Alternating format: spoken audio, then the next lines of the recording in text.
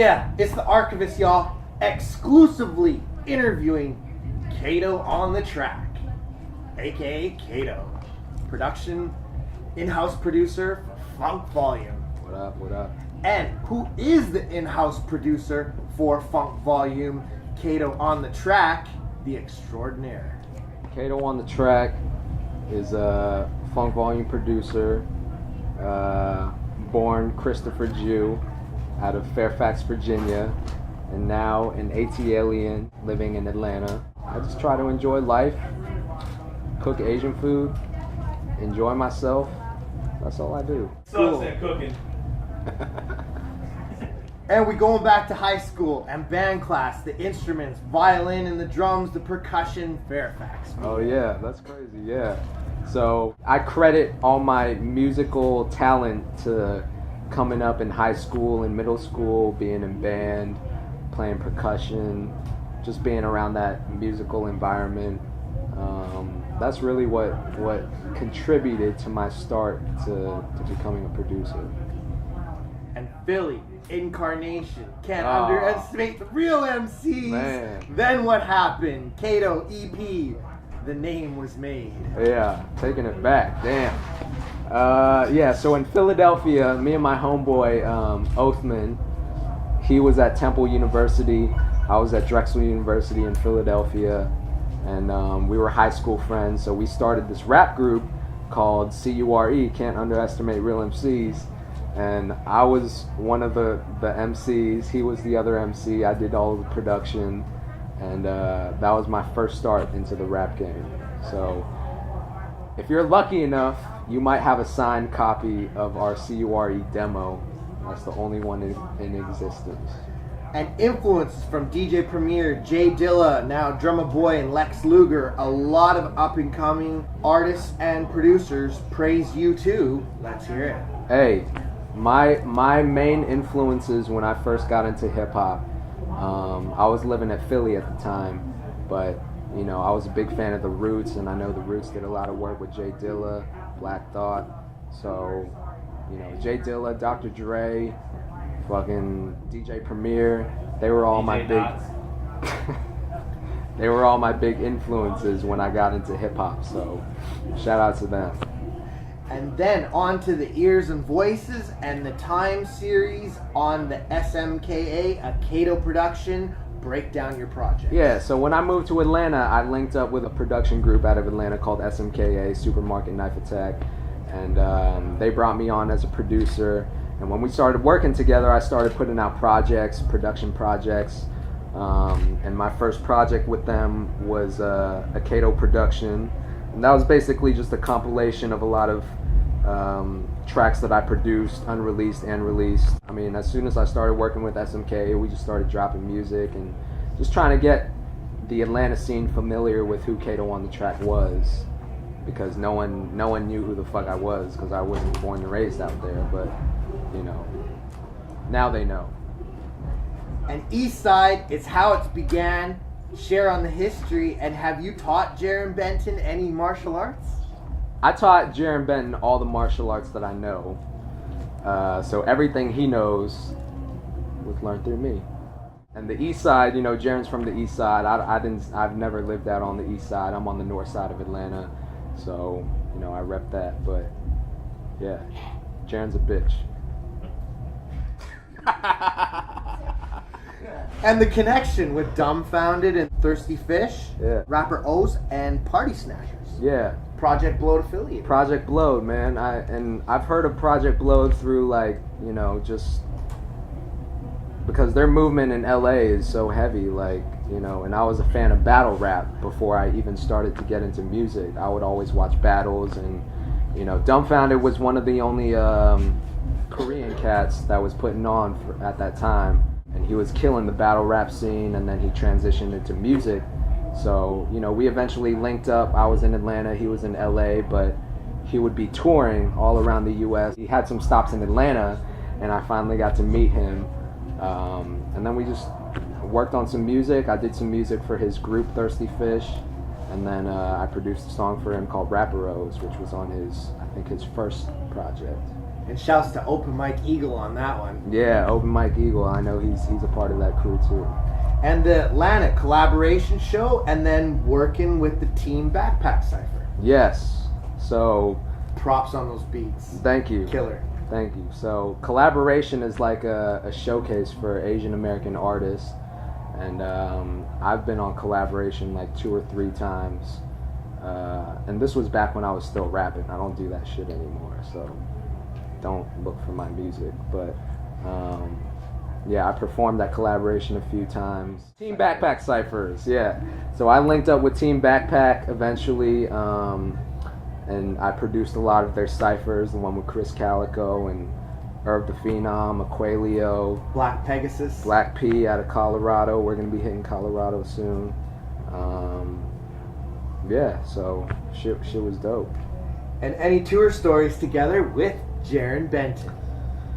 Oh man, where to start? Tour stories. Jaron, what's our craziest tour story?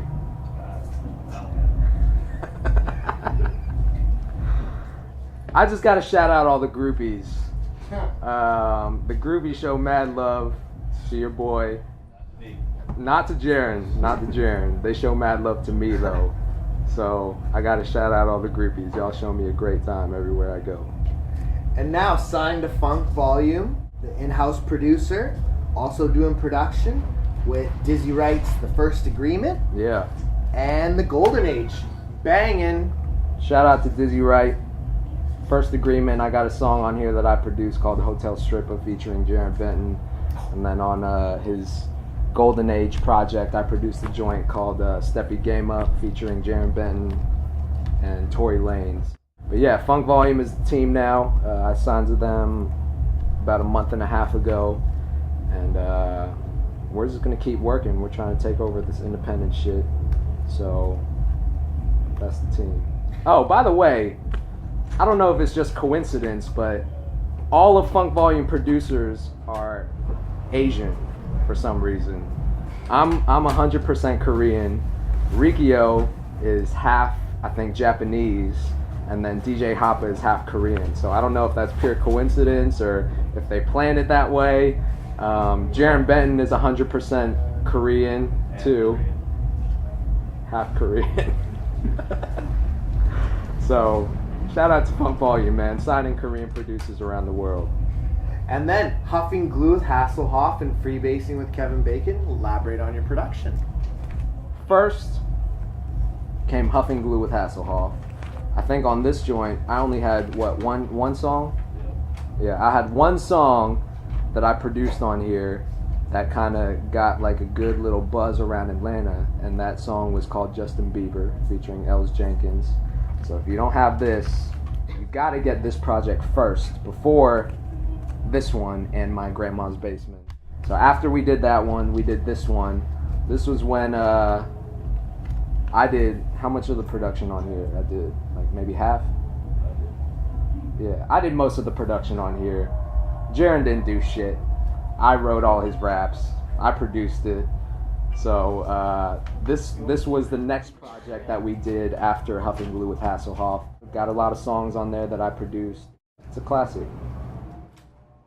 And Nonstop Schizo, Life in the Jungle, Razor Blades and Steak Knives, Go Hard, $1 Billion, Shut Up Bitch, Crank It, Turn It Up. You know. Elaborate on the album. You know. So the latest project we did was called My Grandma's Basement. I did like maybe 75% of the production on here. This was Jaron Benton's debut album, and I was happy to produce it right after this shit came out. Then I signed to Funk Volume, but I did a whole bunch of production on here, a lot of crazy features. I feel like this was like a step up from the other projects in terms of production, and then the next project we're just gonna step it up again. So y'all are in trouble, man. And then Grandma's Basement and the Life and Times tour. Yeah. Let us know. Shout out to Ritz. Shout out to Snow the Product. We're on the Life and Times tour right now. 37 shows. We're going all over the United States, just killing these shows. Shout out to all the fans. The shit has been real dope so far. And the largest crowd you've ever rocked? I gotta say, like, all the shows on this tour, on the Life and Times tour, have been real dope. There have been a lot of people coming out showing love, a lot of sold out shows. So, you know, it doesn't matter to me how big the crowd is. We go just as hard every single show, whether it's one person or 100 people or 1,000 people. So I appreciate everyone. And your best hip-hop memory you've been part of or contributed to? Oh, man. My best hip-hop memory.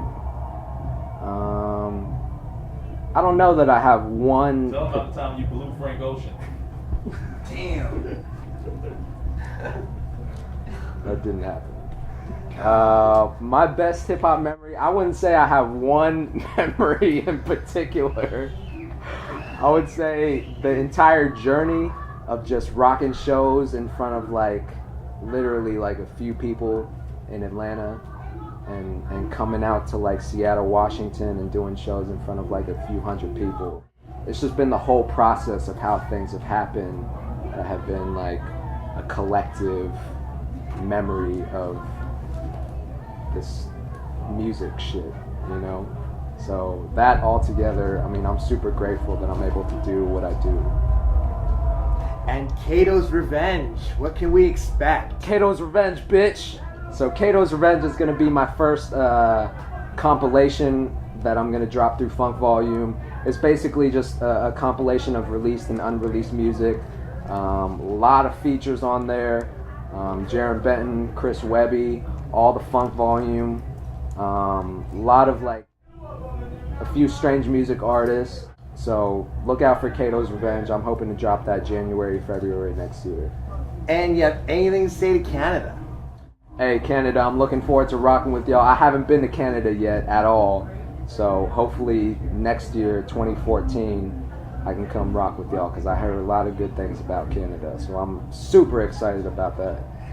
And you have anything to say to our legendary interview? Hey, shout out to the Archivist. Shout out to the Life and Times tour. Rich, Know the Product, everyone on our team. Funk Volume. Shit, we're going to keep rocking out, man. That's what we do.